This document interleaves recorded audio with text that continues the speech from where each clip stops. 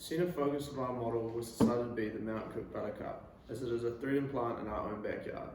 The Mount Cook Buttercup is featured on many of New Zealand's stamps and postcards like the one featured in the background. Mount Cook Buttercup is the world's largest buttercup, with a plant going up to 1 metre tall and flowing up to 40 centimetres across. The flowers are so big that they can pour water inside of them when it rains, creating a vessel of water that is drunk by hikers and trampers walking past. The Mount Cook Buttercup is one of 40 native buttercup species to New Zealand. The growth of the buttercup has been stunted over the years as humans and browsing wildlife such as deer, chamois, and Himalayan tahr eat and trample over the threatened species. The buttercup comes into season and flowers between the months of October to January. The purpose of our model is to find suitable locations for the Mount Cook Buttercup to grow in so the population can expand and be healthy again. The use of a model allows many input factors to be sorted and combined to give a final output map of suitable locations for the buttercup to grow in. The ideal location for the Mount Cook Buttercup to grow in is an elevation between 700 and 1500 metres, subalpine and alpine territories which include alpine grass, depleted grassland, gorse and broom, gravel and rock, low producing grassland and subalpine shrubland. The buttercup can grow in other types of land, however changing the land use to plant the buttercup would not be a viable option. The buttercup only grows in the South Island, so we decided to have our test site between the Fairlie and the northwest of Timaru, as this is where I grew up and watched the slow demise of the buttercup population occur right in front of me. The buttercup has adapted to favour low nutrient and well-drained soils. The model itself has 3 input maps: a digital elevation model, a land cover type, and soil drainage map. The soil drainage map is put through the Make Feature Layer tool to select the desired attributes from the map. As the buttercup favours well-drained soils, it was decided to only select soils with a drainage rating of 5 out of 5. The land cover database map also used the Make Feature Layer tool to select appropriate land of alpine grass, depleted grassland, gorse and broom, gravel and rock, low producing grassland and subalpine shrubland.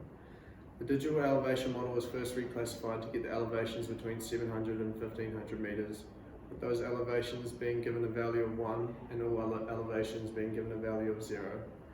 The reclassified DEM is then converted from a raster to a shapefile to get a map of polygons where the elevation is between 700 and 1500 metres. 3 maps are then intersected to give a final output map of suitable growing locations for the Mount Cook. Here are the 3 adjusted input maps before they are intersected. The required elevation polygons lie on the hills in the selected area, with the suitable land being scattered amongst it. The soil with a drainage rating of 5 out of 5 are dominant in the test area.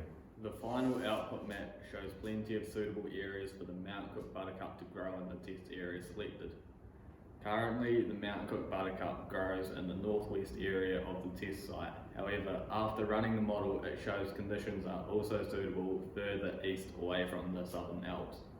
Test planting could be done in these areas to see if they would be suitable for the Mount Cook Buttercup to grow in. Our model is limited by the number of input maps as well as other factors that are difficult to measure and control. The input maps used were elevation, soil drainage and land classification, which accounts for the flower's ideal growing conditions. This, however, does not account for the threats to the species, in which include deer, chamois, Himalayan tahr and human hikers. Rabbits also pose a threat to the buttercup, which may require pest control where the environmental ramifications with controlling these species can be detrimental to the ecosystem, which has been previously experienced through 1080 and introduced predators. A more suitable input map for the soil characteristics could also be used where the nutrient levels can be looked at and accounted for rather than going off the land cover type alone. From our model, it shows there is plenty of suitable land in and around Fairlie for the Mount Cook Buttercup to grow in. The next step would be to get people on board to plant the threatened buttercup. Improvements to the model could be to create buffer zones around walking tracks and common wildlife areas in order to minimise the risk of the buttercup being destroyed by humans and browsing wildlife. Another potential future improvement could be to include flow accumulations to determine areas of runoff that will be damp after rainfall as the buttercup thrives in damp and well-drained soils. With this model, we aim to identify new areas where the Mount Cook Buttercup could be planted. As we have found, there is a large area where the Mount Cook Buttercup can be planted in the hopes of saving the threatened species. This could be used as an alternative option by DOC to save the Mount Cook Buttercup, rather than the current solution of culling all of our tahr population.